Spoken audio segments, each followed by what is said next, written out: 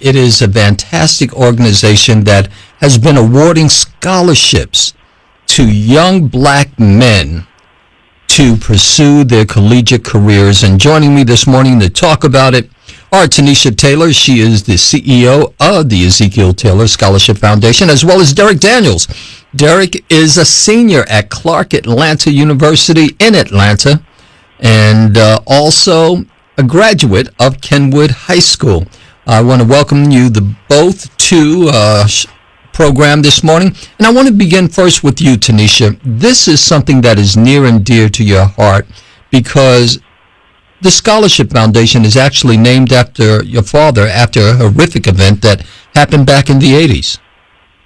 Absolutely. My father, Ezekiel Taylor, was a deacon at church coming home one evening from a revival, and unfortunately his life was cut short at the age of 34 when he stopped to get something to eat, and he was carjacked and robbed, and unfortunately his life was taken by three young people, ages 15, 19, and 21. And so that is the young population that we want to serve, because we know that if someone had poured into those three young people, if someone had invested more into them and told them that they too could be great and that there were great things in store for their life, we would have seen a different outcome back in the 80s. And so this is in his legacy and his honor to bless those and pay it forward to those who are maneuvering the Chicago violence right now. Some of our students have had mothers and fathers and sisters and brothers who've been killed, and best friends and cousins and family members. And so we're all experiencing this trauma together and working through it. So our family said the best way to do it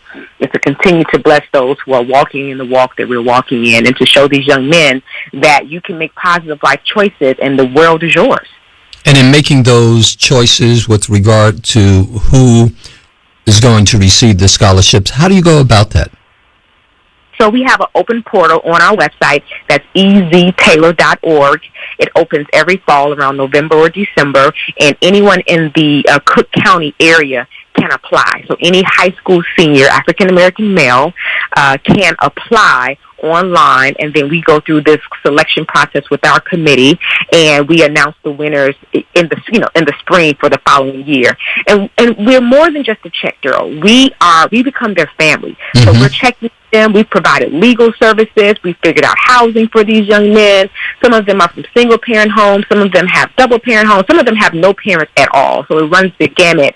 And if you have at least a 2.5 GPA, and one of the questions that we ask in the essay portal is, how has gun violence impacted your life? And It's impacted all of us, whether you're taking a different route home from school, if you're avoiding a certain part of the area or a certain park, or it has ravaged all of us, and we're just all trying to cope and succeed. And so we're trying to equip these young men with resources and tools to help them navigate this journey. And we give them a one-on-one mentor. We give them life skill resources, and we do quarterly workshops. So we become their family. I tell them, this is more than just a check. You are now a part of the Ezekiel Taylor family. So, Derrick, how did you become part of the family? Discuss your journey there in terms of applying for this scholarship. Good morning. Becoming a part of the EZ Taylor family was a very strenuous process. We applied through an application, like Ms. Bell said, and then we also had a phone call-in interview via Zoom, and then we were awarded the scholarship via email. We were notified via email.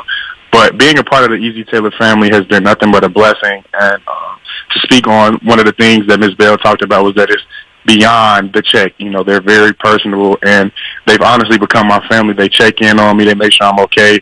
And then you just granted different opportunities, not just with, monetarily, but just, different opportunities such as going to the All-Star games and, being able to fellowship and be with those mentors is just a very great experience.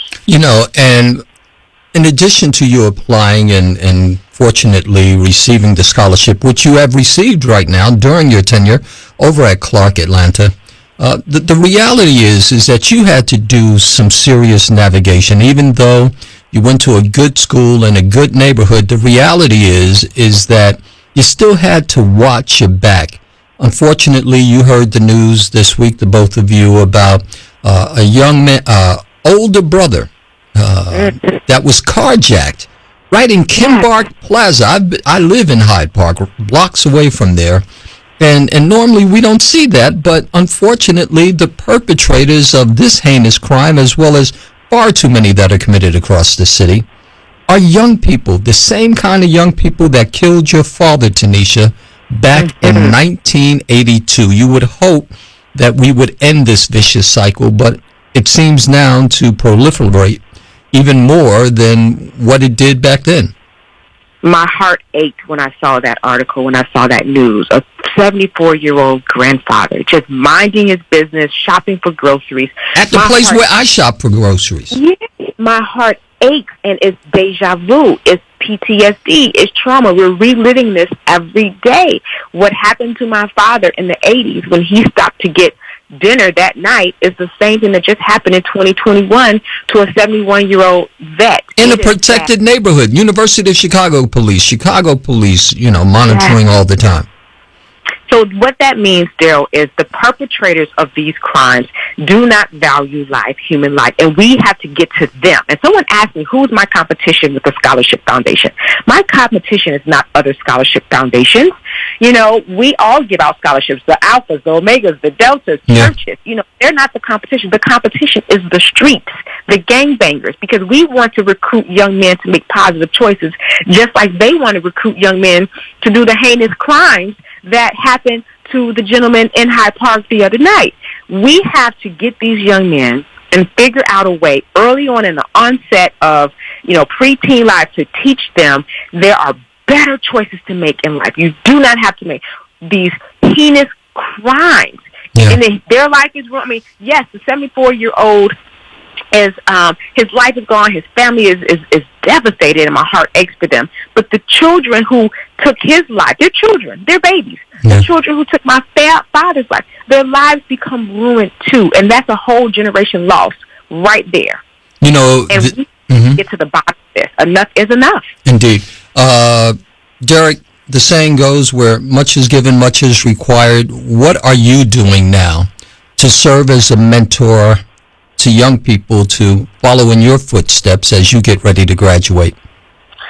I'm actually a part of several different organizations, but I also volunteer my time, and I also work with children. That's my field. I actually am studying to become an educator, so I am able to pass that down and pay that forward, because I've seen the impact that having positive black males in my life, such as my father, such as uncles, and such as teachers and things like that were able to put that lasting impact on my life. I've been able to see that firsthand. So, in my case, it was an easy choice, man. It's just something that I need to do, because I can see that we are starting to dwindle as a people, because we're taking each other out. So if I can start in the classroom by encouraging these young men, encouraging these young women, and just lifting these young individuals up, we can't be defeated, and hopefully this cycle that we've started can start to diminish. And it will, with young people like yourself.